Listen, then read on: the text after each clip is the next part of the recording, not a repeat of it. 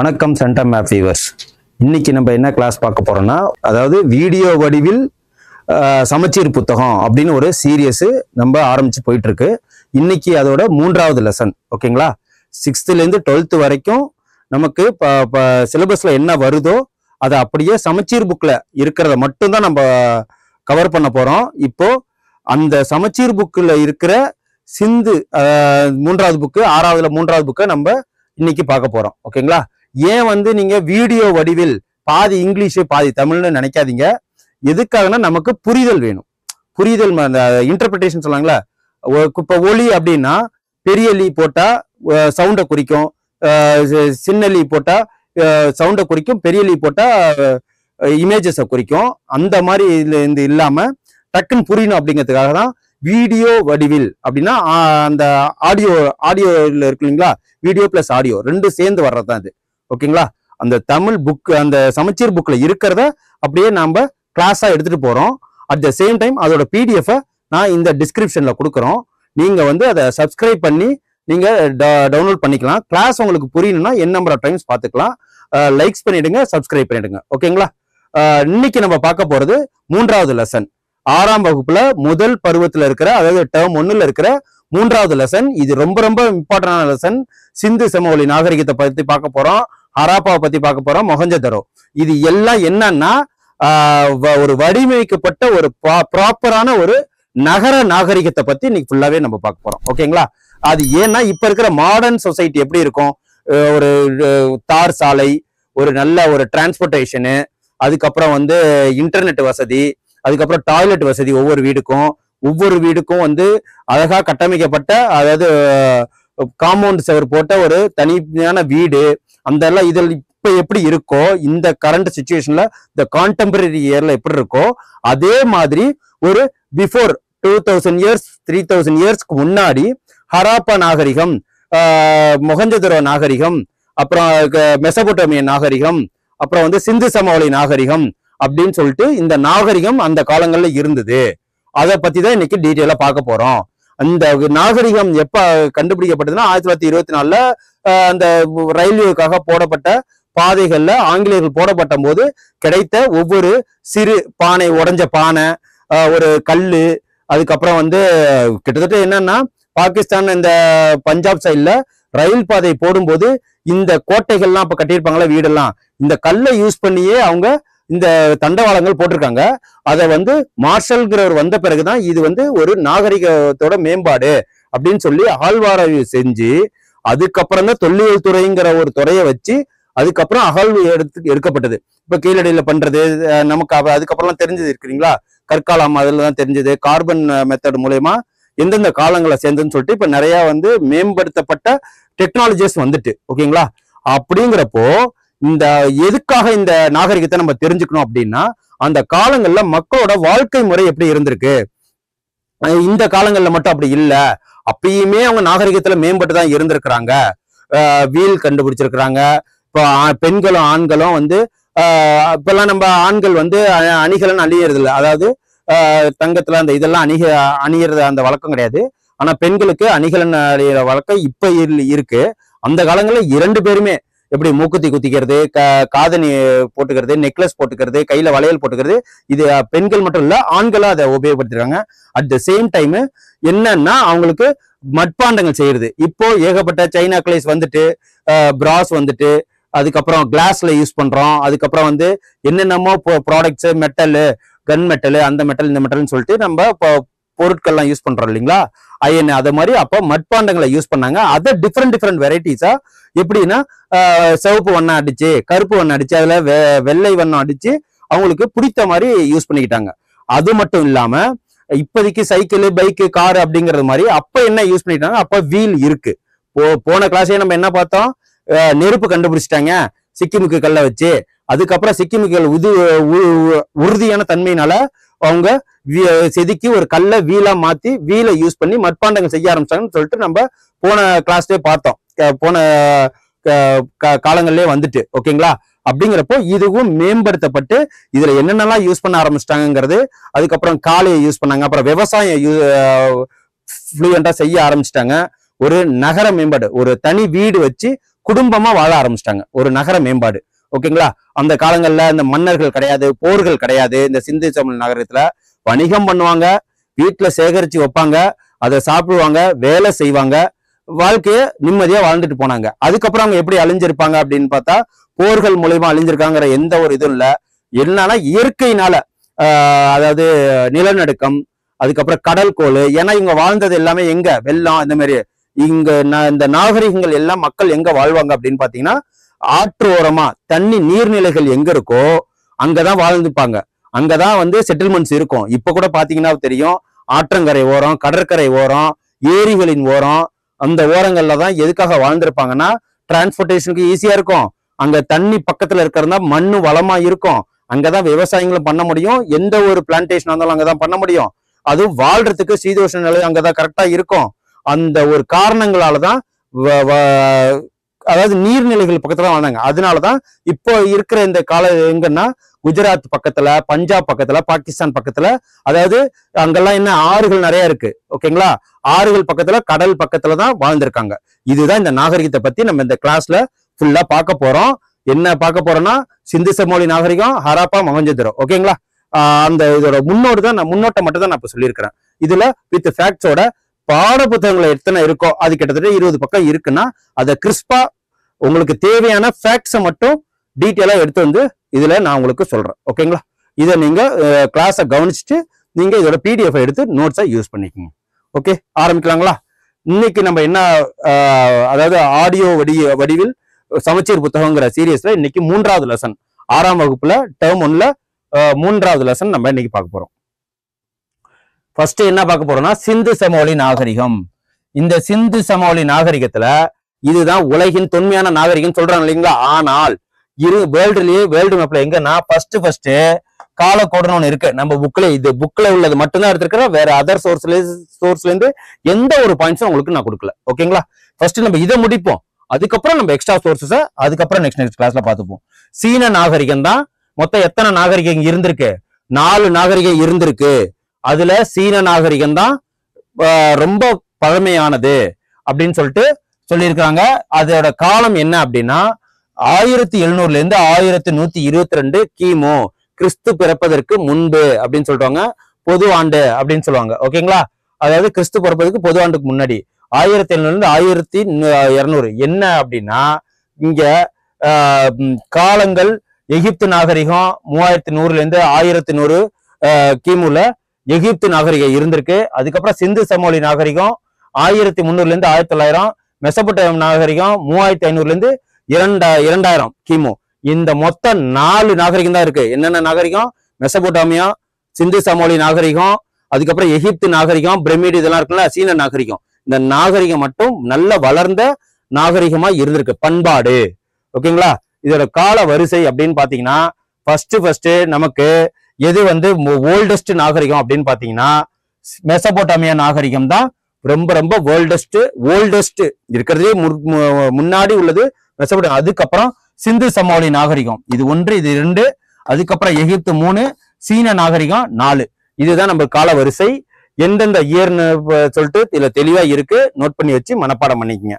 அதுக்கப்புறம் இதுல அந்த சிந்து சமவெளி நாகரிகங்கள்ல இதுக்கு முன்னாடி என்ன குகையில வாழ்ந்தாங்கன்னு படிச்சிருக்கிறோம்.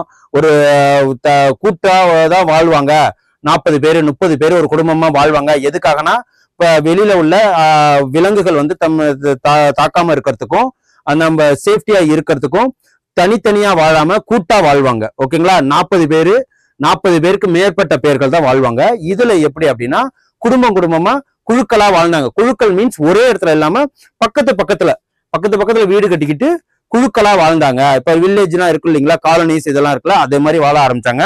அந்த நாகரிகம் தான் இதுல குழுக்களாக வாழ்ந்தார்கள் அப்படின்னு சொல்லிட்டு நமக்கு கொடுத்திருக்காங்க. அதுக்கப்புறம் சமுதாயங்கள் உருவாகின, ஒரு குழுன்னு ஒண்ணு உருவாயிடுச்சு அப்படின்னா, ஒரு காலனின்னு உருவாயிடுச்சுன்னா அது ஒரு சமூகமா மாறிடுச்சு. ஓகேங்களா? எதா இருந்தாலும் ஒன்னா கூடி பேசி, எந்த வீட்டு ஃபங்க்ஷனா இருந்தாலும் சரி, அந்த இடத்துல ஏதாவது மேம்படுத்தினாலும் சரி, அந்த இடத்த மட்டம் பண்ணணும், மேம்படுத்தணும், இல்ல நீர்நிலைகளை உருவாக்கணும் அப்படின்னா கூட்டமா செய்யறது ஒரு சமுதாயமா உருவாகி, அந்த சமுதாயங்கள் உருவாகின குழுக்கள் ஃபர்ஸ்ட் வந்துச்சு, அப்புறம் சமுதாயம் உருவானுச்சு. சமுதாயம் உருவான பிறகு அது பாப்புலேஷன் பெருக பெருக நாகரிகமா நகரமா உருவாக ஆரம்பித்தது. அதுதான் நகரங்கள் ஆயின. ஓகேங்களா? அதுக்கப்புறம் ஏன் நதிக்கரையில வாழ்ந்தாங்க அப்படிங்கிறதுக்கு நான் உங்களுக்கு ஒரு எக்ஸாம்பிள் சொன்னேன்னா, அங்க என்ன இருக்கும்? வளமான மண் இருக்கு, இதோ இருக்கா. அப்புறம் ஆறுகள்ல பாயிற நன்னீரை குடிக்கிறதுக்கு யூஸ் பண்ணுவாங்க, கால்நடைகள் குடிக்க யூஸ் பண்ணுவாங்க. அதனால ஒரு ரீசன், ரொம்ப நேரம் இது பண்றதுக்கு, குடிப்பதற்கும் கால்நடை தேவைகளுக்கும் நீர் பாசனத்திற்கு, எதுக்கு நீர் பாசனம்னா வயல்களுக்கு நீர் பாசனத்திற்கு யூஸ் பண்ணுவாங்க. அதுக்கப்புறம் போக்குவரத்திற்கு ஏற்ற வழிகளாக இருந்தன, இன்லேண்ட் வாட்டர் வேஸ் அப்படின்னு சொல்லிட்டு கடல் வழியாக மட்டும் பயணம் பண்ணாம ஆறுகள் வழியாகவும் வாய்க்கால் வழியாகவும் அந்த காலங்கள்ல பயணங்கள் மேற்கொண்டாங்க.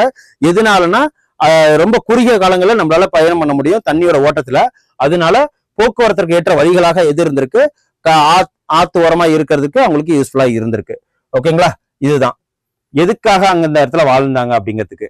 அதுக்கப்புறம் ஹராப்பா பத்தி, ஹராப்பா நம்ம இதுல சிந்து சமவெளி நாகரிகத்துல எது ரெண்டு நாகரிகம், ஹராப்பா நாகரிகம், மொஹஞ்சதாரோ நாகரிகம். இதோட செட்டில்மெண்ட்ஸ் எங்க இருந்திருக்குன்னு பாத்தீங்கன்னா பஞ்சாப், ராஜஸ்தான், பாகிஸ்தான் அண்ட் குஜராத், லோத்தல்ங்கிற பகுதியில, சுமேரிங்கிற பகுதியில, அதுக்கப்புறம் கோட்டிஜிங்கிற பகுதியில, இந்த மாதிரி பகுதியில தான். இங்கதான் என்னென்ன ரிவர்ஸ் எல்லாம் ஓடுது, இண்டஸ், சட்லஜ், சீலம், அதுக்கு இல்லாம கல்ஃப் ஆஃப் மன்னார் அப்படிங்கிற அந்த கடல் ஓரங்கள், இந்த ஓரங்கள்ல தான் வாழ்ந்துகிட்டு இருந்தாங்க.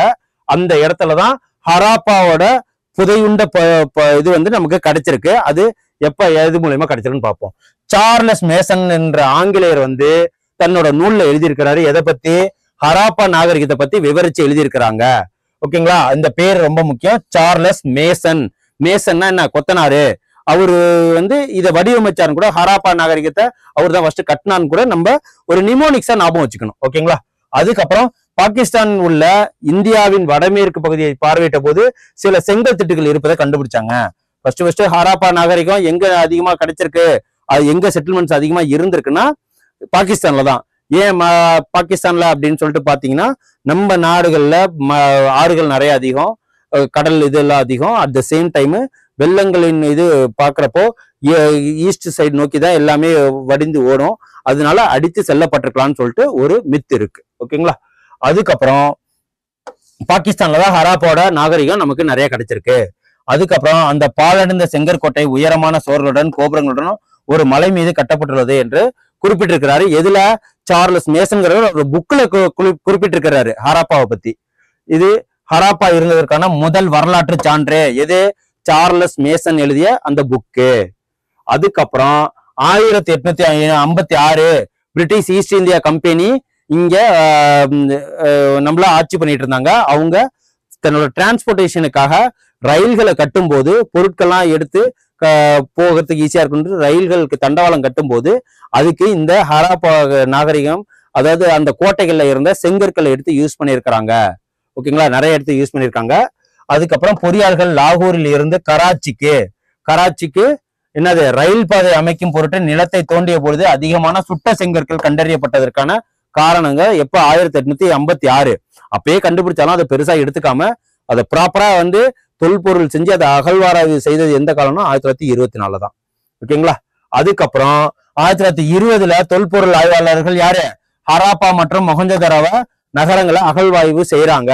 அவங்க பேர் என்னன்னா ஜான் மார்ஷல் ஹராப்பாவிற்கு போய் அவரு அந்த தொல்பொருள் செய்யறாரு. யாரு அப்படின்னா 1924 1920 அந்த ஹராப்பான் மொஹஞ்சதாரோவை அகழ்வாய்வு செய்யணும்னு முடிவு பண்றாங்க. ஆனா ப்ராப்பரா ஆரம்பிக்கப்பட்டது யாரால? ஜான் மார்ஷல்ங்கிறவர்னால 1924. மொஹஞ்சதாரோவுக்கு இடையே பொதுவான அம்சங்கள் இருப்பது, ரெண்டு நாகரிகம் இருக்கு, அதுக்கு ரெண்டுத்துக்குமே டிஃபரன்ஸ் இருக்கு அப்படிங்கிறத கண்டுபிடிச்சது ஜான் மார்ஷல் தான். அதுக்கப்புறம் ஹராப்பாவிலும் மொஹஞ்சதாரோவிலும் கண்டுபிடிக்கப்பட்டுள்ள மட்பாண்டங்களுக்கு இடையே சிறிய வேறுபாடு இருந்திருக்கு. ஓகேங்களா? இப்ப நம்ம யூஸ் பண்ற, நம்ம தமிழ்நாட்டுல யூஸ் பண்ற பாத்திரங்களுக்கும் நீங்க நார்த் சைட்ல யூஸ் பண்ற பாத்திரங்களுக்குமே டிஃபரன்ஸ் இருக்கும். அது வடிவமைப்பா இருக்கலாம், பிராஸ் அந்த யூஸ் பண்ற பொருட்களா இருக்கலாம், யூஸ் பண்ற உலோகங்களா இருக்கலாம். அந்த இதை வச்சு நமக்கு டிஃபரன்ஷியேட் பண்ண முடியும் இல்லைங்களா? அதை வச்சுதான் இதை சொல்றாங்க. அதுக்கப்புறம் தகவல் பிழை நமக்கு என்ன சொல்லுது அப்படின்னா, சிவிக்ஸ் நாகரிகம் என்ற சொல் எங்கேருந்து வந்திருக்கு அப்படின்னா சிவிஸ் என்ற அந்த பதிவுல இருந்து வந்திருக்கு அப்படின்னு சொல்லிட்டு சொல்றாங்க. பண்டைய லத்தீன் மொழி இது. ஓகேங்களா, நாகரிகம் என்ற சொல் பண்டைய லத்தீன் மொழியிலிருந்து எடுக்கப்பட்டிருக்கு. இத லத்தீன் மொழியில என்னன்னு சொல்லுவாங்கன்னா சிவிஸ் அப்படின்னு சொல்லுவாங்க. அப்புறம் தொழிலாளர்கள் எப்படி எல்லாம் புதையுண்ட நகரத்தை கண்டுபிடிக்காங்க. இதை ஏன் நான் கட் பண்ணி பாயிண்ட்ஸா கொண்டு வரலன்னா, இது நம்ம பாக்ஸ்ல உள்ளது, அதுக்கு நம்ம இம்பார்ட்டன்ஸ் கொடுக்கணும். ஓகேங்களா, அதுல இருந்து நிறைய கொஸ்டின்ஸ் வர்றதுங்கிறதுனால நமக்கு டிஃபரன்ஸ் தெரியணும் இல்லைங்களா, அதுக்காக தான் நான் இதை பாக்ஸ்ல உள்ளதை அப்படியே கொடுத்துருக்கிறேன். இதுல இருக்கிற இம்பார்ட்டன்ட் என்ன அப்படின்னு பாத்தீங்கன்னா, எப்படி எல்லாம் அவங்க ஜென்ரலா ஒரு அகழ்வாறு பண்றாங்க அப்படின்னா, ஒண்ணு அந்த பொருட்களை வச்சு நம்ம பண்ணுவாங்க, ஓவியங்களை வச்சு கண்டுபிடிப்பாங்க, நூல்களை வச்சு கண்டுபிடிப்பாங்க, இலக்கியங்களை வச்சு கண்டுபிடிப்பாங்க. அதே மாதிரிதான் இதுலயும் அவங்க யூஸ் பண்ண செங்கல், அதுக்கப்புறம் வந்து ஓவியங்களை வச்சு, அவங்க யூஸ் பண்ண அந்த அணிகலன்களை வச்சு, அவங்க வீட்டுல அதாவது அவங்க தங்கியிருந்த வீட்டோட கல்லு, பானை, அந்த இந்த மாதிரி புதைப்படிவங்களை வச்சுதான் கண்டுபிடிச்சிருக்காங்க. அதோட டிஃபரன்ஸ் தான் கொடுத்திருக்காங்க. அகழ்வாராய்ச்சியாளர்கள் என்ன செங்கற்கள், கற்கள், உடைந்த பானை, ஓடுகள் போன்றவற்றை ஆராய்ந்து அவை பயன்படுத்தப்பட்ட காலத்தை அறிந்து கொள்கிறார்கள். ஓகேங்களா, பண்டைய இலக்கிய ஆதாரங்களை பயன்படுத்துகிறார்கள். அதுக்கப்புறம் வான்வழி புகைப்படங்கள் மூலம் புதையுண்ட நகரங்கள் மற்றும் இடங்களின் மேற்பார்வை கண்டறிந்து கொள்கிறார்கள். அதுக்கப்புறம் நிலத்தடியை ஆய்வு செய்ய காந்தப்புல வருடியை, மேக்னெட்டிக் ஸ்கேனர் இருக்கு இல்லைங்களா, இதெல்லாம் கேட்பாங்க. எதை வச்சு கண்டுபிடிக்கிறாங்க அப்படின்னு சொல்லிட்டு நமக்கு சூஸ் த பெஸ்ட் ஆன்சர்ல கேட்பாங்க, மேட்ச் மூலியமா கேட்பாங்க. இந்த காந்தப்புல வருடியெல்லாம் நோட் பண்ணி வச்சுக்குங்க.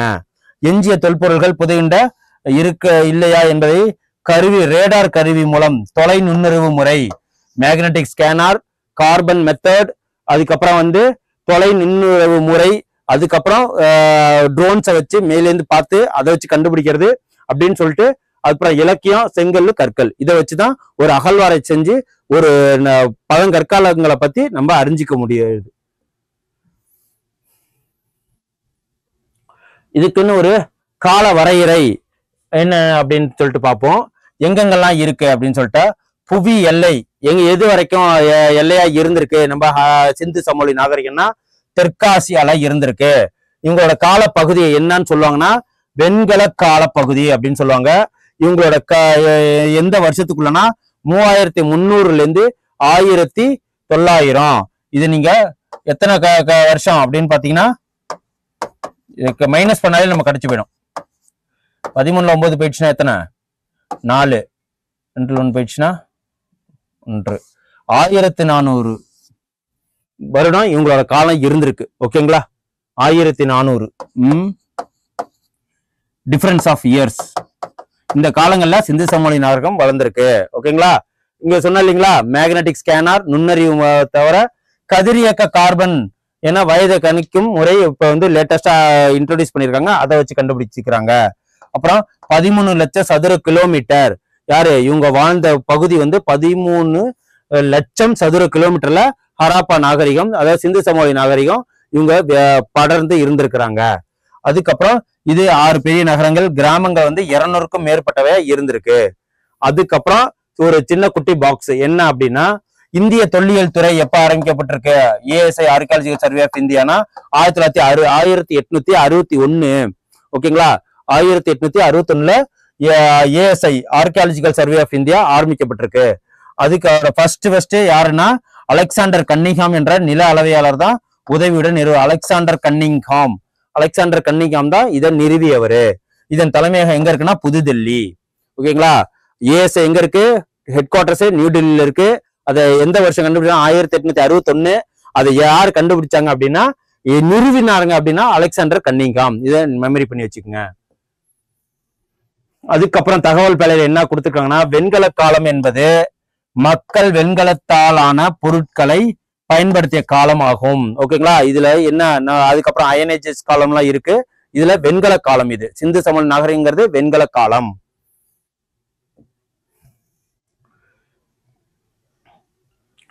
அதுக்கப்புறம் ஒரு நகர நாகரிகம், அதற்கான காரணங்கள். ஒரு நகர நாகரிகம் சொல்றீங்களே, என்னென்னலாம் அதுக்கு அடிப்படை காரணங்களா இருக்கும் அப்படின்னு சொல்லிட்டு பார்ப்போம். என்ன அப்படி ஜென்ரலா எப்படி இருக்கும் ஒரு நகர நாகரிகம்னா, ப்ராப்பரான வடிவமைக்கப்பட்ட தெருக்களா இருக்கும், கரெக்டான ஒரு வரிசையில இருக்கிற வீடா இருக்கும். அதுக்கப்புறம் வந்து ட்ரைனேஜ் ஃபெசிலிட்டிஸ் பக்காவா இருக்கும். அதுக்கப்புறம் வந்து அந்த வீடுகள்ல டாய்லெட் வசதி பக்காவா இருக்கும். சாலிட் மேனேஜ்மெண்ட் கரெக்டா வச்சிருப்பாங்க. அதுக்கப்புறம் வந்து சாலைகள்லாம் நேரா இருக்கும். ஒரு ஒரு கரெக்டான ஸ்ட்ரக்சர்டு ஒரு செட்டில்மெண்ட்ஸா இருக்கும். அந்த ஒரு அமைப்புல இருக்கிறதா நகரம்னு சொல்லுவாங்க. அதுலதான் இதுல என்னென்ன இருக்குன்னு பார்ப்போம். ஒரு நகர நாகரிகம் அதற்கான காரணங்கள் எப்படி இருக்கும் அப்படின்னா, சிறப்பான நகர திட்டமிடல். ஓகேங்களா, இப்பெல்லாம் நமக்கு முனிசிபாலிட்டி டிபார்ட்மெண்ட்ஸ் அந்த இதெல்லாம் இருக்கு இல்லைங்களா, அதே மாதிரிதான். அதுக்கப்புறம் சிறப்பான கட்டிடக்கலை வேலைப்பாடுகள். ஓகேங்களா, நகரத்துல எப்படி இருக்கும், உயர்ந்த கட்டிடமா இருக்குமா, அதுதான்.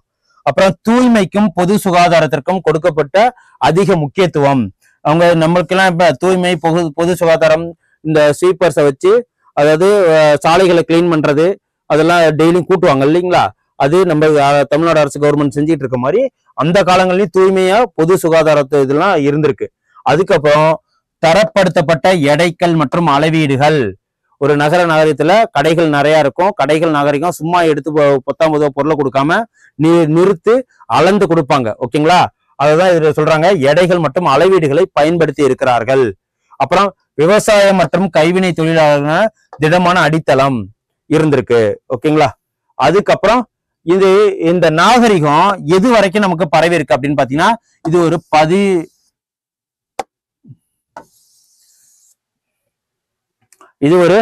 11 இடம். ஓகேங்களா, இது சிந்து சமவெளி நாகரிகத்தோட ஒரு வரைபடம் தான். இது நம்ம பாட புத்தகத்துல இருக்கு, தெளிவா பாருங்க. இதுல இந்த எல்லாமே எங்க செட்டில்மெண்ட்ஸ் நடந்திருக்கு அப்படின்னு பாத்தீங்கன்னா, கடல் ஓரங்கள். இந்த கப்பல்லாம் போது பாத்தீங்களா, கடல் ஓரங்கள் வணிகம் எங்க கடல் வழியாகவும் நடந்திருக்கு, தரை வழியாகவும் நடந்திருக்கு. அதாவது எகிப்து நாகரிகம் இந்த சைடு இருக்கும். இது சிந்து செம்மொழி நாகரிகம். சைனா நாகரிகம் இந்த இடத்துல இருக்கும். ஓகேங்களா, இதோட நாகரிகத்தை ஃபுல்லாதான் இது நமக்கு சிந்து சமவெளி நாகரிகத்தை மட்டும் பத்தி பேசுறோம். 11 இடம் இருக்கு. இதுல ஒண்ணுத்துக்கும் ஒரு இது இருக்கு. மந்தாங்கிற ஒரு பகுதி, ராகி கார்கிங்கிற ஒரு பகுதி, மிட்டதாய், காளிபங்கன், இந்த இடத்துலலாம் நமக்கு புதைப்படங்கள் சிலைகள்லாம் கிடைச்சிருக்கு. காளிபங்கன், அதுக்கப்புறம் ஹராப்பா நாகரிகம், இதைதான் நம்ம பத்தி பேசியிருக்கிறோம். அதுக்கப்புறம் கண்வேரிவாலா, அப்புறம்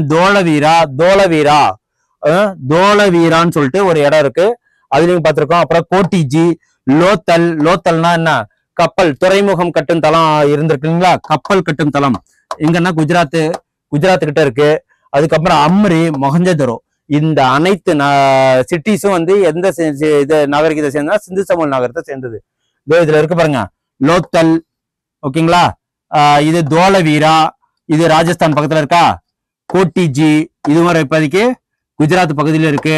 அப்புறம் கண்வேரிவாலா, இந்த காளிபங்கன், இதெல்லாம் வந்து இப்ப எங்க இருக்கு, பாகிஸ்தான்ல இருக்கு. காளிபங்கன்லாம் ஹராப்பா நாகரிகமும் பாகிஸ்தான்ல தான் இருக்கு. மந்தா, ராகி கார்கி, மிட்டதாய், அம்ரி, மொஹஞ்சதரோ, ஹராப்பா எல்லாம் மெயினான இது எங்க இருக்கு, பாகிஸ்தான்ல இருக்கு. முன்னாடியே நம்ம ஒருங்கிணைந்த இந்தியா. ஓகேங்களா, அது பிரிட்டிஷ் ஈஸ்ட் இந்தியா கம்பெனி வந்து பிரிட்டிஷ் ஆட்சிகள் வந்து பிரிச்சுட்டாங்க. ஆனாலும் இது இந்தியாக்குள்ளதான் இருக்கு. இது வந்து இப்போதைக்கு இந்த நாகரிகம் எல்லாம் எங்க மெயினா இருக்குன்னா குஜராத்ல தான் இருக்கு. நம்மள்ட்ட இருக்கிறது எது இருக்குன்னா தோலவீரா, லோத்தல், அப்புறம் கோட்டிஜி, இந்த இது மட்டும்தான் நம்ம இந்தியாக்குள்ள இருக்கு. ஓகேங்களா, இதோட தனித்தன்மை என்ன, சிந்து சமவெளி நாகரிக தனித்தன்மை என்னன்னா, இது ஒரு திட்டமிட்ட நகர நாகரிகம். லைக் நம்ம இப்ப சென்னை மாதிரி, மும்பை மாதிரி, இதெல்லாம் டெல்லிலாம் இருக்கு இல்லைங்களா, அந்த மாதிரி இப்போ ஒரு திட்டமிட்ட நகர நாகரிகம். ஓகேங்களா, இந்த நகர நாகரிகத்தை 2 பகுதியில பிரிச்சிருப்பாங்க. கீழ நாகரிகம், மேல நாகரிகம்னு சொல்லிட்டு. மேல நாகரிகம்னா என்னவா இருக்கும், ஜென்ரலா வந்து பெரிய பெரிய அதிகாரிகள் இருப்பாங்க, பெரிய பணக்காரங்கள் இருப்பாங்க, இந்த லைக் போட்ஸ் கிளப் மாதிரி. கீழ நாகரிகம் என்ன, middle class family, lower class ஃபேமிலிலாம் உள்ள வாழ்றத அந்த கீழ நாகரிகம்னு சொல்லுவாங்க. அந்த மாதிரி இடத்துல அந்த மாதிரி அப்பயே பிரிவினைகளா இருந்திருக்கு. ஓகே, அதான் இதுல சொல்லியிருக்கேன் பாருங்க. 2 பகுதிகளா ஹராப்பா நாகரிகம், அதாவது சிந்து சமவெளி, அது ஒரு நகர நாகரிகம் சொல்லுவாங்க. அதே 2 பகுதிகளா பிரிக்கப்பட்டிருக்கு. கீழ நாகரிக அமைப்பு, மேல நாகரிக அமைப்பு. இதுல வந்து என்னன்னா, நகரத்தின் மேற்பகுதி சற்று உயரமானதும் அது கோட்டை எனப்பட்டது. கோட்டைகள்லாம் இருக்கும்ல, மன்னர்கள் இவங்கெல்லாம் இருப்பாங்க. எங்க இருப்பாங்க, உயரமான இடத்துல தானே இருப்பாங்க. அதுதான் உயரமான பகுதியில இருந்திருக்கு. அப்புறம் நகர நிர்வாகிகள் இதை பயன்படுத்தினார்கள். நிர்வாகிகள் பாத்தீங்களா, அந்த ஆபீசர்ஸ், நிர்வாகத்தினர் நிர்வகிப்பாங்க. பெருங்குளம், தனியாக களஞ்சியங்களும் இருந்தன. களஞ்சியங்கள்லாம் என்ன, தானியங்களை சேர்த்து வைக்கிறதா களஞ்சியங்கள் சொல்லுவாங்க. பெருங்குளம், பெரிய குளமும் இருந்திருக்கு. இதுல கீழ நாகரிக அமைப்பு எப்படி இருந்திருக்குன்னா பொதுமக்கள் வசிக்கும் இடமாக இருந்திருக்கிறது. அதுக்கப்புறம் நகரத்தின் கிழக்கு பகுதி சற்றும் தாழ்ந்த உயரமுடையது, அதிக பரப்பளவு கொண்டதா இருந்திருக்கு. இவ்வளவுதான். இப்ப என்ன இருக்கோ இதே நாகரிகம் தான் அப்பயே இருந்திருக்கு. ஓகேங்களா?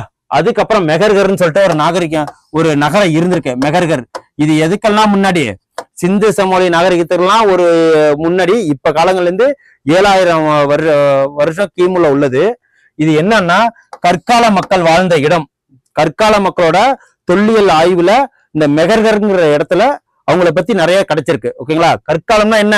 சிக்கிமுகளை வச்சு நெருப்பை உண்டாக்குனது, அந்த கல்லை வச்சு விலங்குகளை தாக்குனது, அந்த கல்லை உருவாக்கி கோடாலி உருவாக்கி நமக்கு தேவையான பொருட்களை வேட்டையாடி பெறுறது, இதெல்லாம் தான் இந்த மெகர்கர்ங்கிற அந்த நகரம் உண்டாகுது. இது எங்க இருக்கு அப்படின்னா பாகிஸ்தான் நாட்டுல பலூச்சிஸ்தான் ஒரு இடம் இருக்கு.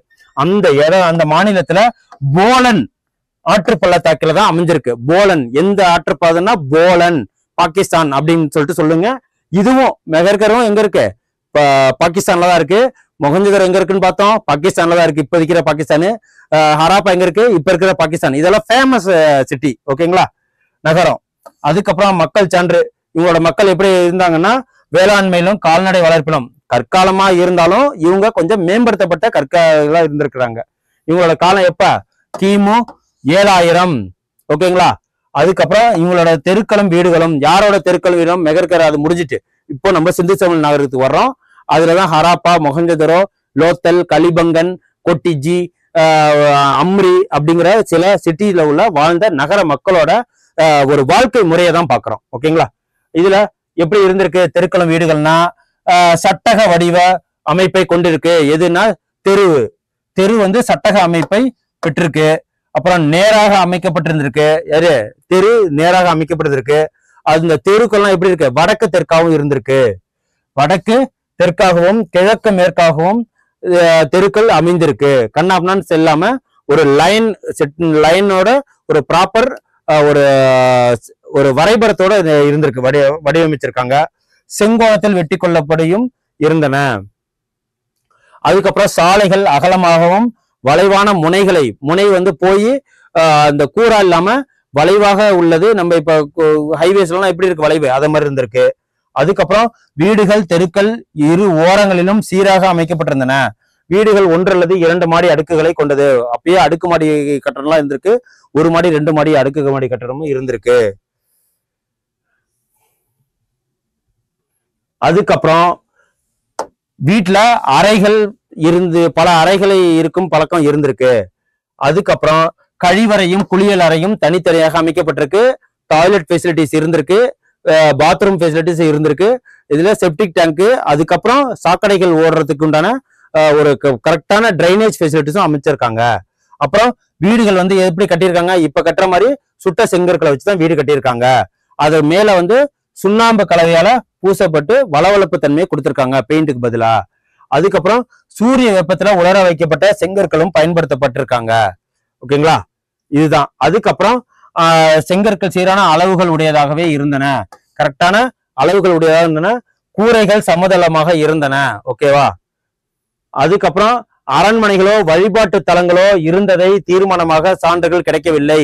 அரண்மனை இல்ல, ஒரு மண்ணை ஆட்சி பண்ணாங்கிற ஒரு எங்கேயுமே அதோட சான்றுகள், புதைப்படிவங்கள், அகழ்வாய்வுகள் எதுவுமே கிடைக்கல. அப்ப நம்மள மன்னர் ஆளல. அந்த காலங்கள்ல மக்கள் எப்படி இருந்திருக்காங்க அப்படின்னா வணிகம் செஞ்சு விவசாயம் பண்ணி உழைத்து அந்த பொருளை மற்றவங்கள்ட்ட வித்து பொருளை வாங்கி களஞ்சியங்களை சேர்த்து வச்சு சாப்பிடுறது உழைக்கிறது அவங்களாவே இருந்திருக்காங்க. அப்ப மன்னர் வாழ்ந்ததா, கோட்டைகள் இருந்ததா சான்றுகள் இல்லைன்னு சொல்றாங்க. அரண்மனைகளோ வழிபாட்டு தலங்களோ கோயில்கள் இல்ல தலங்களா இருந்ததை தீர்மானிக்கக்கூடிய சான்றுகள் எதுவும் கிடைக்கவில்லை. ஓகேவா? அப்புறம் கட்டடங்களை கட்டுவதற்கு ஏன் சுட்ட செங்கற்கள் பயன்படுத்தப்படுகின்றன அப்படிங்கிறது நமக்கு பாக்ஸ்ல கொடுத்துருக்காங்க. அதையும் பார்த்துருவோம். அவை வலுவானவையா இருக்கும், கடினமானவையா இருக்கும், நிலைத்து நிற்கும். அந்த இதுக்காக தான் நெருப்பை கூட தாங்குபவை, மேலும் அவை நீரினால் கரைவதும் இல்லை. ஓகேங்களா? நெருப்பை தாங்கினது இதனாலதான் சுட்ட செங்கற்களை யூஸ் பண்ணியிருக்காங்க. அந்த அறிவு அப்பயே சில சிந்து சமவெளி நாகரிக மக்கள்கிட்ட இருந்திருக்கு. இப்போ வரைக்கும் நம்ம அதை யூஸ் பண்ணிக்கிட்டு இருக்கோம். அப்புறம் கழிவு நீர் அமைப்பு அவங்களுக்கு எப்படி இருந்திருக்கு? Drainage facilities drainage facilities. மூடப்பட்ட கழிவுநீர் வடிகால் அமைப்பு இருந்தது, இந்த காலங்களிலும் இருக்கு. அப்புறம் வடிகால்கள் செங்கற்களை கொண்டு கல் தட்டைகளை கொண்டும் மூடப்பட்டிருந்தன. இப்பயும் என்ன, இரும்பால மூடி இருக்கிறாங்க. காங்கிரீட்டால டிரைனேஜ் ஃபெசிலிட்டிஸை நமக்கு கவர்மெண்ட் போட்டு கொடுத்துட்டு இருக்கு. அதே மெத்தடை அப்பயும் யூஸ் பண்ணியிருக்காங்க. கழிவுநீர் தேங்காமல் லேசான மின் சரிவை கொண்டது. கழிவுநீர் தேங்கக்கூடாதுன்னு சொல்லிட்டு சாய்வலா, லைட்டா சாய்வலா வச்சிருந்திருக்காங்க. கழிவு பொருட்களை அப்புறப்படுத்துவதற்கான சாலிட் வேஸ்ட் மேனேஜ்மெண்ட் அது பண்றதுக்காக துளைகளும் வச்சிருந்திருக்காங்க. சரியான இடைவெளி விட்டு துளைகளை வச்சு அப்பப்ப அடைப்பு ஏற்படாம இருக்க அப்பயுமே அவங்க எப்படி பிளான் பண்ணி கட்டியிருக்கிறாங்க. திடக்கழிவுகளை தேக்குவதற்கான குழிகளும் இருந்திருக்கு. சாலிட் வேஸ்ட் மேனேஜ்மெண்ட் அது என்ன, செப்டிக் டேங்க தான் திடக்கழிவுகள்னு சொல்லுவாங்க. அதுக்கப்புறம் பொது குளம் ஒண்ணு இருந்திருக்கு. எங்க இது கண்டுபிடிக்கப்பட்டாங்கன்னா மொஹஞ்சதாரோ நகரத்துல, சிட்டில. அது இப்ப எங்க இருக்கு, பாகிஸ்தான்ல இருக்கு. பெருங்குளமானது நன்கு அகன்ற செவ்வக வடிவத்தில் அமைந்திருக்கு. அப்ப அந்த இப்ப இருக்கிற படித்துறைகள் குளங்கள்லாம் எப்படி இருக்கும், ப்ராப்பரா சுத்திரும் காங்கிரீட் கல்லை வச்சு நம்ம வடிவமைக்கப்பட்டிருக்கோம். சுத்தப்படுத்திக்கிட்டு இருப்போம் வருஷம். அது ஆண்கள் தனியா குளிக்கிறதுக்கும் பெண்கள் தனியா குளிக்கிறதுக்கும் படித்துறைகள் இருக்கும். ஆனா அந்த காலங்கள்ல இது இப்ப உள்ளது இதுதான். இப்ப அதை பார்க்காவும் யூஸ் பண்றோம், நடந்து போறதுக்கு, ரிலாக்ஸ் பண்றதுக்கு.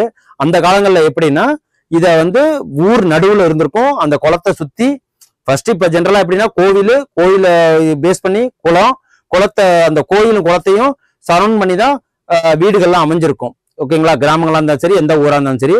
அதே மாதிரிதான் ஊருக்கு நடுவுல குளங்கள். அந்த குளங்களை பக்காவா கற்களை வச்சு கட்டியிருக்கிறாங்க, சுத்தம் பண்ணிட்டு இருக்காங்க. அதை ட்ரைன் பண்ணி, அதாவது சுத்தமா வடிவு கட்டி மழை நீரை சேமிச்சு வச்சு அப்பயும் யூஸ் பண்ணியிருக்காங்க. ஆனா என்ன ஒரு ஆச்சரியம் அப்படின்னா, அந்த காலங்கள்ல குளங்கள்ல பெண்களுக்காக உடை மாத்துறதுக்காக அறைகள் அமைக்கப்பட்டிருக்கு. இதுல இருக்கிற பியூட்டி இது ஒண்ணுதான்.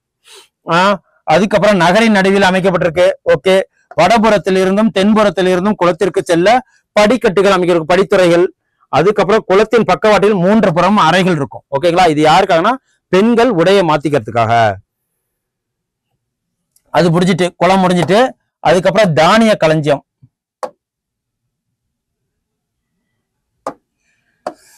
தானிய களஞ்சியம் எங்க இருக்கு, ஹராப்பால தானிய களஞ்சியம்னா வேற எதுவும் இல்ல, சேர்த்து வச்சுக்கிற அரிசி, கோதுமை, திணை வகைகளான பார்லி, அந்த மாதிரி இந்த தானியங்கள் எல்லாம் சேமித்து வச்சிருக்க களம் எங்க நமக்கு அந்த குளம் இருக்கிறது மொஹஞ்சதாரோல கிடைச்சிருக்கு. இந்த தானிய களஞ்சியம் நமக்கு எங்க கிடைச்சிருக்குன்னா ஹராப்பா நகரத்துல கிடைச்சிருக்கு. ஓகேங்களா, தானிய களஞ்சியம் எங்க கண்டுபிடிக்கப்பட்டதுன்னா ஹராப்பான்னு சொல்லணும். இந்த தானிய களஞ்சியம் எப்படி இருக்குன்னா செங்கற்களால ப்ராப்பரா அதை கட்டியிருக்கிறாங்க. பெரிய உறுதியான கட்டட அமைப்பா இருந்திருக்கு. தலை வெடிப்புகள் என்னென்னலாம் அதுல இருக்கும் அப்படி சேமிச்சு வைக்கிறதா கட்டியிருக்காங்க. அப்படின்னா கோதுமை, தானிய களஞ்சியம் வேற ஒன்றும் இல்லை, வேற ஹவுசிங் அவ்வளவுதான். கோதுமை, பார்லி, திணை வகைகள், எள் மற்றும் பருப்பு வகைகளை மிச்சங்கள் சிதறி காணப்பட்டன. அதெல்லாம் அங்க சிதறி காணப்பட்டிருக்கு. அதை வச்சு அவங்க இங்க ஒரு களஞ்சியம் இருந்திருக்கலாம், வேற ஹவுஸ் இருந்திருக்கலாம் அப்படின்னு சொல்லிட்டு பத்தாயம் சொல்லுவாங்கல்ல, வீடுகள்லாம் அந்த நெல் சேமிச்சு வைக்கிறதுக்கு பத்தாயம் சொல்லுவாங்க. மழை காலங்கள்ல நம்ம அந்த ஒரு வருஷத்துக்கு தேவையான நெல்லை சேமிச்சு வச்சு நம்ம அதை அவிச்சு அரைச்சி யூஸ் பண்ணோம் இல்லைங்களா, அந்த பத்தாயம் தான் இதுல களஞ்சியம், வேற ஒன்றும் இல்லை. அந்த செங்கற்களால் கட்டப்பட்ட சுவர்களை கொண்ட தானிய களஞ்சியம். ஓகேங்களா, நம்மள்ட்ட மரத்துலதான் நம்ம பத்தாயம் பார்த்திருப்போம். அந்த காலங்கள்ல கட்டடத்துல வீட்டோட வீடா சேர்ந்து ஒரு ஸ்டோர் ரூம் மாதிரி அமைச்சிருக்காங்க. ஒன்று ஹரியானா மாநிலத்துல கண்டுபிடிக்கப்பட்டிருக்கு, இன்னொன்னு ராகி கார்கிலையும் கண்டுபிடிக்கப்பட்டிருக்கு. இது ரெண்டுத்தையும் நோட் பண்ணி வச்சுக்கோங்க. ஹராப்பால கண்டுபிடிக்கிறது செங்கற்களால் கட்ட சுவர்களை கொண்ட தானிய களஞ்சியம் எங்கு கண்டுபிடிக்கப்பட்டது, எங்க இருக்குன்னா ஹரியானா ராகி கார்கி கண்டுபிடிக்கப்பட்டது. இது முதிர்ச்சி இருந்த ஹராப்பா காலத்தை சார்ந்தது. ஓகேங்களா, ஹராப்பா காலத்தை சார்ந்தது. அதுக்கப்புறம் மொஹஞ்சதாரோவில் இருந்த இன்னொரு மிகப்பெரிய பொது கட்டடம் கூட்ட அரங்கு, மீட்டிங் ஹால் இருந்திருக்கு. எங்கன்னா மொஹஞ்சதாரோல. மீட்டிங் ஹால் எங்க இருந்திருக்குன்னா மொஹஞ்சதாரோல. அப்புறம் அந்த மீட்டிங் ஹால் எப்படி இருந்திருக்குன்னா 20 தூண்கள் 4 வரிசைகளை கொண்ட பறந்து விரிந்த ஒரு சமுதாய கூடமா இருந்திருக்கு. ஓகேங்களா, 20 தூண்களை வச்சு எங்க இது கண்டுபிடிக்கப்பட்டா மொஹஞ்சதாரோ நகரத்துல. அப்புறம் வணிகம் எப்படி இருந்திருக்கு அப்படி அவங்க காலங்கள்ல அப்படின்னு பாத்தீங்கன்னா, வணிகர்கள் எப்படி இருந்திருப்பாங்க, நிலத்தின் மூலயமாவும் வணிகர்கள் இருந்திருப்பாங்க. அந்த வணிகர்கள் என்னன்னா விவசாயம் செய்து அந்த பொருளை விவசாய பொருளை சேல் பண்ணுவாங்க. அதாவது வெளியூர்ல இருக்கிற கிடைக்க பெறாத அணிகலன்களை வாங்கிட்டு வந்து கிடைக்க அரிதான உள்ள பொருளை வெளியில இருந்து எடுத்து வந்து வித்திருப்பாங்க. அதுவும் இல்லாம செம்பு, இரும்பு, அந்த இப்போதைக்கு இரும்பு காலங்கள் கிடையாது, செம்பு காலங்கள் மட்டும்தான். அந்த அணிகலன்கள்லாம் சேல்ஸ் பண்ணியிருப்பாங்க. அதுதான் வணிகம் செஞ்சிருப்பாங்க. என்னன்னா கடல் வழியாகவும் நிலத்தின் வழியாகவும். அதுதான் இதுல சொல்றோம். என்னன்னா வணிகர்களாக இருந்திருக்கிறாங்க. அப்போ உள்ள மக்கள் தரப்படுத்தப்பட்ட எடைகள் மற்றும் அளவுகளை யூஸ் பண்ணியிருக்கிறாங்க. இவங்க வந்து ஒரு பொருட்களின் நீளத்தை அளவிட ஸ்கேல்ஸ் யூஸ் பண்ணியிருக்காங்க. ஓகேங்களா, அளவு குறிக்கப்பட்ட குச்சிகளையும் பயன்படுத்தி இருக்கிறாங்க. அதுக்கப்புறம் போன கற்காலத்திலேயே வந்து பிற்காலத்தில் சக்கரத்தை கண்டுபிடிச்சிட்டாங்கன்னு சொன்னாங்க. அந்த சக்கர வண்டிகளை பயன்படுத்தி ஒரு இடத்துல இருந்து இன்னொரு இடத்துக்கு பொருட்களை ஏற்றுவதற்கு வண்டிகளை யூஸ் பண்ணியிருக்காங்க. அந்த வண்டிக்கு எந்த இதை யூஸ் பண்ணியிருக்காங்கன்னா எரும மாடுகளை யூஸ் பண்ணியிருக்கிறாங்க. ஓகேங்களா, போன வாட்டி என்ன பண்ணியிருக்காங்க, வீட்டுக்கு நாய்களை யூஸ் பண்ணியிருக்காங்க, விவசாய வேலைக்கு எருமைகளை யூஸ் பண்ணியிருக்காங்கன்னு சொல்லியிருக்கோம்ல. இதுல வண்டி இழுக்கிறதுக்கும் இதுல எருமைகளை யூஸ் பண்ணியிருக்காங்க. சக்கர வண்டிகளை பயன்படுத்தினர். ஆரக்கால் இல்லாத திடமான சக்கரங்களை, ஆரக்கால்னா என்ன, இப்போ ஒரு வீல் இருக்கு, இது சென்டர் வச்சு இப்படி இருக்கும் தெரியுங்களா, இப்ப இருக்கிற போக்ஸ்ன்னு சொல்லுவாங்க, அலாய்ஸ்ன்னு சொல்லுவாங்க இல்லைங்களா, இந்த இதுதான் ஆரக்கால்னு சொல்லுவாங்க. இது இல்லாம என்ன பண்ணிருக்காங்க, ஒரு சாலிட் வீல்ஸா, இது எல்லாமே என்ன மரத்தால செய்யறாங்கன்னா ஃபுல்லா மரம் தான், சாலிட் வீல்ஸா. அந்த சின்ன பிள்ளைங்க எல்லாம் வந்து 3 கால் சக்கரத்தெல்லாம் வீல்லாம் எப்படி இருக்கும், பஞ்சரே ஆகாது இல்ல, அந்த மாதிரி சாலிட் இதா சொல்லியிருக்காங்க. ஆரக்கால் இல்லாத திடமான சக்கரங்களை பயன்படுத்தினர். ஓகேங்களா, இது எங்க கண்டுபிடிச்சிருக்காங்கன்னா மெசபொட்டாமியின் விரிவான கடல் வணிகம் நடந்திருக்கு. நம்ம எத்தனை நாகரிகம் இருக்குன்னு பார்த்தோம், 4 நாகரிகம். அதுல மெசபொட்டாமியா எங்க இருக்கு, அந்த மெசபொட்டாமியா வரைக்கும் இந்த வணிகங்கள் நடந்திருக்கு.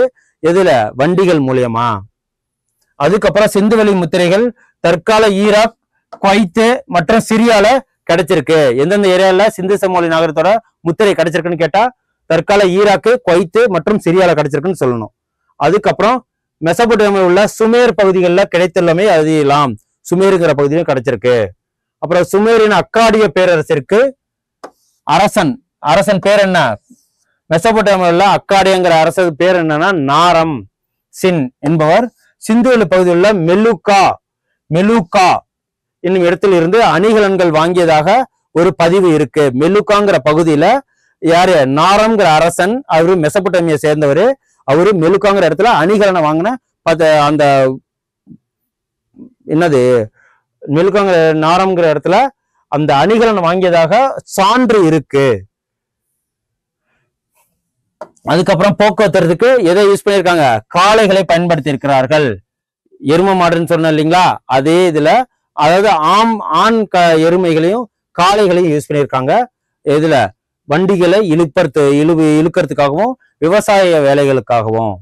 அப்புறம் பாரசீக வளைகுடா மற்றும் மெசபொட்டாமியா கண்டுபிடிக்கப்பட்டதை போன்று உருளை வடிவ முத்திரைகள் சிந்துவெளி பகுதியிலும் கண்டுபிடிச்சிருக்காங்க. அதுக்கப்புறம் லோத்தல் அப்படிங்கிற இடத்துல நமக்கு என்னென்ன கிடைச்சிருக்கு அந்த நகரத்துலனா அதாவது கப்பல் போக்குவரத்து அதிகமா இருந்திருக்கும் இல்லைங்களா. குஜராத் போன்ற இடங்கள்லாம் கப்பல் ரான் ஆஃப் கட்சி அந்த இருக்கலாம், அந்த அரேபியன் சீ தானே, அங்க கப்பல் அதிகமா போயிட்டு வரதுக்காக எங்க துறைமுகம் அந்த காலங்கள்ல அமைக்கப்பட்டிருக்குன்னா லோத்தல்ங்கிற பகுதியில துறைமுகமும் இருந்திருக்கு, களஞ்சியமும் இருந்திருக்கு, வேர்ஹவுசிங்கும் இருந்திருக்கு. அதே சேம் டைம் அங்க கப்பல் கட்டும் தளமும் இருந்திருக்கிற சான்றுகள் நமக்கு கிடைச்சிருக்கு. அதான் சொல்றாங்க, குஜராத்தில் லோத்தலில் கப்பல் கட்டும் மற்றும் செப்பனிடம் தளம் இருக்கதா கண்டுபிடிக்கப்பட்டிருக்கு. கடல் வணிகத்துக்கு இது ஒரு எடுத்துக்காட்டு. அதுக்கப்புறம் லோத்தல் என்னும் இடம் குஜராத்தில் சபர்மதி ஆற்றின் ஒரு துணை ஆறுகளுக்கு பக்கத்துல தான் இருக்கு. இப்போ எக்ஸாம்பிளுக்கு இப்போ குஜராத் இப்படி இருக்கா, இப்படி வந்தா மும்பையா, இந்த இடத்துல தான் லோத்தல்னு சொல்லுவாங்க. ஓகேவா, இந்த இடத்த தான் லோத்தல்னு சொல்லுவாங்க. இதுதான் இந்தியா, இதுதான் குஜராத், இங்கதான் இப்ப மும்பை இதெல்லாம் இருக்கு. இந்த இடத்துல இப்படி கூர்மையான ஒரு பகுதி வரும் பாருங்க, அதுதான் லோத்தல். அதுக்கப்புறம் நிறைய இருக்கு. ஒரு ஆண் சிலை மொஹஞ்சதாரோவில் கிடைச்சது, ஒரு கட்டிடத்தில் இருந்து கண்டுபிடிக்கப்பட்டது, இது எப்படின்னு சொல்லிட்டு 1000 படிவுகள் இருக்கு. அதுக்கப்புறம் தொழில்நுட்பம், அவங்களோட டெக்னாலஜிஸ் எப்படி இருந்திருக்குன்னு பார்ப்போம். டெக்னாலஜிஸ் வேற ஒன்றும் இல்லை. இதுல டெக்னாலஜிஸ் என்ன அப்படின்னு சொல்லிட்டுனா, இந்த கால டெக்னாலஜிஸ் என்ன, செல்லு சொல்லுவோம், நெட்டு சொல்லுவோம், விதவிதமான கார்கள், பைக்கு, அதுக்கப்புறம் வந்து யூடியூப்ஸு, இன்ஸ்டாலாம் சொல்லுவீங்களா, இதுதான் இப்போ தொழில்நுட்பம்னு சொல்லுவோம். அப்போ உள்ள தொழில்நுட்பம் என்னன்னா எடைகள், ஸ்கேலு, வண்டி கண்டுபிடிச்சது, இதெல்லாம் தான் தொழில்நுட்பம். அதுதான் இதுல சொல்லியிருக்கு. என்ன அப்படின்னா எடைக்கல் இருந்திருக்கும், அளவீடுகள் இருந்திருக்கும். அளவுகள் 1704 மில்லிமீட்டர் 1704 மில்லிமீட்டர் வரை சிறிய அளவீடுகளை கொண்டுள்ளது. அதன் சமகாலத்திய நாகரிகங்கள் கண்டுபிடிக்கப்பட்ட அளவுகோலில் இதுதான் மிகச்சிறியது அப்படின்னு சொல்றாங்க. இதுதான் அங்க சொல்லப்பட வேண்டிய தொழில்நுட்பம். அளவுகோல்கள், அளவீடுகள், கல்லு, அதாவது அளவுகல்லு யூஸ் பண்ணியிருக்காங்க, ஸ்கேலு. அப்புறம் மனிதர்களால் முதன்மையில் கண்டுபிடிக்க மற்றும் பயன்படுத்தப்பட்ட உலோகம் எதுனா செம்பு. இது காலம் என்ன காலம்? செம்பு காலம் சொல்லியிருக்கேன் இல்லைங்களா? சிந்து சமவெளி காலம், செம்பு காலம். மனிதர்களால் முதலில் உருவாக்கப்பட்டு உலோகம் எது அப்படின்னா செம்பு. ஓகேங்களா? இந்த பாக்ஸ் இதை பார்த்துக்குங்க. மொஹஞ்சதாரோவில் கிடைச்ச பெண்களை சிலை இதுதான். அதுக்கப்புறம் கேவிடி கொர்க்கை, இது தமிழ்நாட்டில் உள்ள ஒரு ஃபேக்ட்ஸ். நம்மள்ட்டையும் வந்து நாகரிகம் இருந்ததுக்கான சான்று இது. எங்க கிடைச்சிருக்கு? கொர்க்கை, வஞ்சி, தொண்டி. அப்புறம் இது இங்க இடத்துலாம் என்ன கிடைச்சிருக்கு? அதுக்கப்புறம் பாகிஸ்தானில் இன்றும் கொர்க்கை, வஞ்சி, தொண்டி, மத்ரை, உரை, கூடல்கர் என்ற பெயர் கொண்ட இடங்களும் உள்ளன. கொர்க்கை, பூம்புகார் போன்ற சங்ககால நகரங்கள், துறைமுகங்களின் பெயர்களுடன் உள்ள இடங்கள் ஆப்கானிஸ்தான்லயும் கிடைச்சிருக்கு. இது என்னன்னா அந்த சிந்து சமவெளி நாகரிகம் மட்டும் பழமையான நாகரிகம் இல்ல, தமிழ் நாகரிகம் பழமையான நாகரிகம் தான். ஏன்னா அந்த காலங்களிலே தமிழ் பெயர்களை கொண்டு உள்ள பெயர்கள்லாம் அங்கேயும் யூஸ் பண்ணியிருக்காங்க அப்படின்னு சொல்லிட்டு ஊர்கள்ல, ஆறுகள் பேர்ல, துறைமுகங்கள் பேர்ல யூஸ் பண்ணியிருக்காங்கன்னு சொல்லிட்டு உண்டான ஒரு ஃபேக்ட்ஸ் தான் இது. ஓகேங்களா? அப்ப தமிழ் நாகரிகமும் பழமையான நாகரிகம் தான். இதோ அதுக்குண்டான இதுதான் என்னென்ன இருக்குன்னு பாருங்க. இதெல்லாம் நம்ம தமிழ் பெயர்கள் கொண்ட இந்த மேப்பு. இத பாட புத்தகங்கள்ல இருக்கு, இதுலயும் இருக்கு. எடுத்து நோட் பண்ணி வச்சுக்கோங்க. இவ்வளவு என்ன இங்க பாருங்க. எக்ஸாம்பிளுக்கு வஞ்சி இருக்கு மொஹஞ்சதாரோ பக்கத்துல, காஞ்சி இருக்கு, கொர்க்கை ஆப்கானிஸ்தான் பக்கத்துல இருக்கு, கொர்க்கை, கொதினே, கோனு, போர்த்தமிழ், கோஷி, பானை, புடம் அப்படின்னு சொல்லிட்டு இந்த மாதிரி தமிழ் பெயர்கள் எங்கெங்கெல்லாம் இருக்கு? ஆப்கானிஸ்தான்ல இருக்கு, இதெல்லாம் இங்க பாகிஸ்தான். ஓகேங்களா? பாகிஸ்தான்ல இருக்கு. அதை தான் இங்க சொல்லியிருக்கேன். அதுக்கப்புறம் அவங்களோட உடை எப்படி இருந்திருக்கு, என்னென்னலாம் யூஸ் பண்ணி உடை இருந்தா பருத்தி ஆடை யூஸ் பண்ணி இருந்திருக்காங்க. இந்த காலங்களையும் நம்ம பருத்தி ஆடை யூஸ் பண்றோம். இப்பதான் என்ன லைக்ரான் வந்துட்டு, லினன் வந்துட்டு, அதுக்கப்புறம் வந்து பாலிஸ்டர்னு வந்துட்டு, அவங்க அந்த காலங்கள்ல பருத்தி ஆடைகளை யூஸ் பண்ணியிருக்காங்க. அதுக்கப்புறம் நூலை சுற்றி வைப்பதற்கான சுழல் அச்சு இப்போ ஒண்ணு இருக்கு. அதை சொல்லணும்னா என்ன, நூலை கொண்டு போய் சொல்லணும் தெரியுமா, அந்த சுழல் அச்சு. அப்போ ஒரு டெக்னாலஜி அப்ப யூஸ் பண்ணியிருக்காங்க. எக்ஸாம்பிளுக்கு காந்தி கூட அந்த சுழல் அச்சை யூஸ் பண்ணியிருக்கிற மாதிரி ஒரு போட்டோஸ் இருக்கு. அதுக்கப்புறம் கம்பளி ஆடை, குளிர் இல்லைங்களா அந்த காலங்கள்ல, நார்த் சைட்ல அங்கெல்லாம் கம்பளி ஆடையும் யூஸ் பண்ணியிருக்காங்க. அதுக்கப்புறம் அணிகலன்லாம் என்ன, பெண்களும் ஆண்களும் ரெண்டு பேருமே அணிகள் யூஸ் பண்ணாங்க, முன்னாடியே சொல்லிட்டேன். இப்போ என்ன அணிகலன் என்ன, காதணி, மூக்குத்தி, நெக்லஸ், அந்த மாதிரி என்னென்ன வளையல்கள், கொலுசு, இது மாதிரி என்னென்ன பெண்கள் யூஸ் பண்ணுவாங்களோ அப்ப அந்த காலங்கள்ல ஆண்களும் யூஸ் பண்ணியிருக்காங்க. அதான் இதில் சொல்லியிருக்கு. ஆனா அதுக்கு அவங்க யூஸ் பண்ண பொருள் என்ன, தங்கம், வெள்ளி, தந்தம், சங்கு, செம்பு, சுடுமண் மற்றும் விலை உயர்ந்த கற்கள். ஓகேங்களா? இப்பயும் நம்ம கற்கள் யூஸ் பண்றோம். மரகத கல்லு, மாணிக்க கல்லு, அந்த மாதிரி இந்த 9 அந்த ஜாதகத்துக்கு தகுந்த மாதிரி போடுறோம் இல்லைங்களா, அதே மாதிரி கற்களும் யூஸ் பண்ணியிருக்காங்க. செம்பு நாள் செஞ்சது யூஸ் பண்ணியிருக்காங்க, சுடுமண். இப்ப நம்ம எது அதிகமா யூஸ் பண்றோம்னா நம்ம பிராஸ் யூஸ் பண்றோம், சில்வர் யூஸ் பண்றோம், கோல்டு யூஸ் பண்றோம் இல்லைங்களா, அதே மாதிரி அப்போ இது எல்லாமே யூஸ் பண்ணிட்டு இருந்திருக்காங்க. காலணிகளை முதலியவற்றையும் அணிந்தனர். செருப்பு கூட அணிஞ்சிருக்காங்க.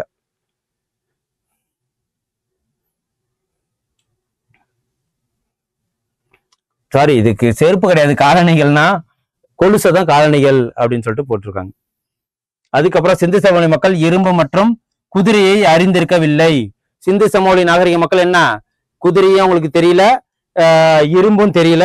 அவங்களுக்கு தெரிஞ்சது காளையை யூஸ் பண்ணியிருக்காங்க, அதாவது எருமைகள், காளைகளை யூஸ் பண்ணியிருக்காங்க. வண்டிகளுக்கு அந்த சக்கரங்கள், அந்த இதுதான் யூஸ் பண்ணியிருக்காங்க. குதிரையை யூஸ் பண்ணல, இரும்பு யூஸ் பண்ணல. இது செம்பு காலம். சிந்து சமவெளி மக்கள் ஆபரணங்கள் செய்ய சிவப்பு நிற மணிக்கற்களை பயன்படுத்தினர். ஓகேங்களா? அப்புறம் அவங்களோட தொழில் என்ன, விவசாயம், வேளாண்மை செய்யறது, அப்புறம் மண்பாண்டை செஞ்சு விதவிதமா விற்கிறது, அணிகலன் செஞ்சு அதை விற்கிறது. இவ்வளவுதான் அவங்க தொழில், வேற எதுவும் இல்லை. அதுக்கப்புறம் வர்த்தகர்கள், வணிகர்கள் மற்றும் கைவினைஞர்கள், இவங்க 3 பேருமே இதுதான் செய்வாங்க. அப்புறம் கால்நடை வளர்ப்பும் அவர்களது தொழிலாக இருந்திருக்கு.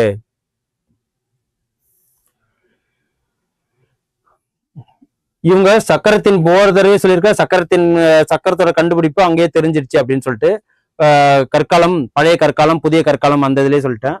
இந்த காலங்கள்லயும் சக்கரத்தோட பயன்பாடு அதிகமா இருந்திருக்கு. அப்புறம் மட்பாண்டங்களை சக்கரங்கள் கொண்டு உருவாக்கினர். இது ஓகே, இது ஜென்ரல் தான். அவை தீயிலிட்டு சுடப்பட்டன. எதுக்காக? உறுதித்தன்மைக்காக. அப்புறம் சிவப்பு வண்ணத்தில் இருந்தன. அதுக்கு டெக்கரேஷன் கொடுக்கறதுக்காக சிவப்பு வண்ணம், கருப்பு வண்ணம், வெள்ளை வண்ணம் கொடுத்துருக்காங்க. அங்கு கிடைத்த உடைந்த பானை துண்டுகளை வச்சு இதை நம்மளால விலக்கி கொள்ள முடியுது. விலங்குகளின் உருவங்களுடனும் வடிவியல் வடிவங்களுடனும் அதுக்கு ஒரு டயக்ராம் போட்டு ஆர்ட் பண்ணியிருக்கிறாங்க. அப்புறம் நம்பிக்கை என்ன? சிந்து சமய மக்கள்ல தெய்வங்கள் வழிபாடு கிடையாது, தாய் வழி வழிபாடு. இப்ப நம்ம குலதெய்வங்களை கும்பிடுவோம் இல்லைங்களா, அதே மாதிரி சூரிய வழிபாடு எல்லாம் கிடையாது, சிவன், பார்வதி அந்த மாதிரி வழிபாடுலாம் கிடையாது. தன்னோட குலதெய்வங்கள தாய் வழி வழிபாட மூதாதையர்களை கும்பிட்டு இருக்காங்க. இதுதான் அவங்களோடது.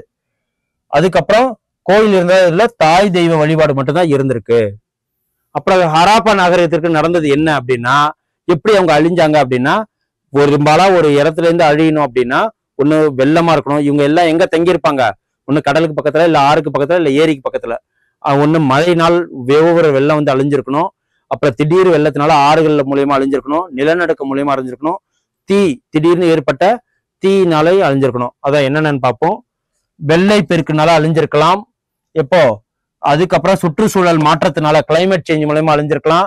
படையெடுப்பு, வெளிநாட்டுல இருந்து அலெக்சாண்டர் போன்ற ஆட்கள் அந்த படையெடுப்பு மூலமா அழிஞ்சிருக்கலாம். அப்புறம் இயற்கை சீற்றங்கள், காலநிலை மாற்றம், காடுகள் அழிதல், தொற்றுநோய் தாக்குதல். இந்த 7 ரீசன்னாலதான் ஒரு நாகரிகம் அழியும். அந்த நாகரிகத்தினால இருந்திருக்கலாம்னு சொல்லிட்டு அறியப்படுகிறது. ஓகேங்களா? அதுக்கப்புறம் முதல் எழுத்து வழிமுறையும் யாரால வந்திருக்கு? சுமேரியர்களா வந்திருக்கு. இப்ப நம்ம எழுதுறோம் இல்லையா, நான் இப்ப எழுதுறேன் பாருங்க. ஹராப்பா, மொஹஞ்சதாரோ. இந்த எழுத்து வடிவமை ஃபர்ஸ்ட் யார் இது பண்ணீங்கன்னா சுமேரியர்களால் நமக்கு உருவாக்கப்பட்டது அப்படின்னு சொல்லிட்டு தெரிஞ்சுக்கங்க. அதுக்கப்புறம் மொஹஞ்சதாரோவில் தொல்பொருள் ஆராய்ச்சி நடைபெறும் இடம் எங்க அப்படின்னா உலக பாரம்பரிய தலமாக யுனெஸ்கோ அமைப்பால் தேர்ந்தெடுக்கப்பட்டிருக்கு. இதுவும் ஒரு ஃபேக்ட்ஸ். அதுக்கப்புறம் சிந்து சமவெளி நாகரிகம், பொதுவான உண்மைகள். இது என்னன்னா நம்ம புக்ல லாஸ்டா இருக்கீங்களா, அதுதான், வேற ஒண்ணும் இல்ல. இதுல உலகின் மிக பழமையான நாகரிகம், வடிவமைக்கப்பட்ட நாகரிகம் சிந்து சமவெளி நாகரிகம்.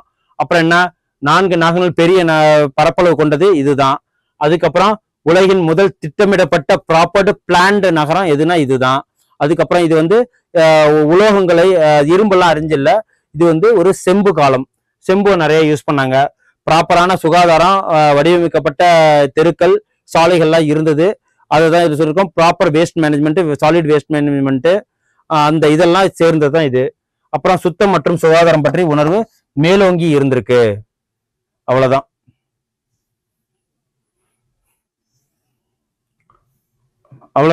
இந்த சிந்து சமவெளி நாகரிகம். இது உங்களுக்கு நல்லா புரிஞ்சிருக்கும்னு நினைக்கிறேன். வீடியோவை பாருங்க. இந்த கிளாஸ் வந்து என்ன ஒரு திட்டத்தின் மூலியமா போயிட்டு இருக்குன்னா, ஆடியோ வடிவில், அதாவது ஆடியோ வடிவில் சமச்சீர் புத்தகங்கள். இதுல நம்ம 3வது லெசனை பார்த்திருக்கோம். இதோட கிறிஸ்பான புக்ல கொஞ்சம் இருக்கிறத இது பண்ணி வெறும் ஃபேக்ட்ஸ் மட்டும் கொடுத்துருக்கேன். ஆனா பாக்ஸ் என்ன மேப் இருக்கோ அதை மட்டும் கட் பண்ணி கொடுத்துருக்கேன். இதை PDF கொடுத்துருக்கேன், நோட் பண்ணி வச்சுக்கோங்க. ஓகேங்களா? தேங்க்யூ. அடுத்த நெக்ஸ்ட் கிளாஸ்ல அடுத்த லெசனோட சந்திப்போம். Thank you. Send a map. You dare to dream, we care to accomplish.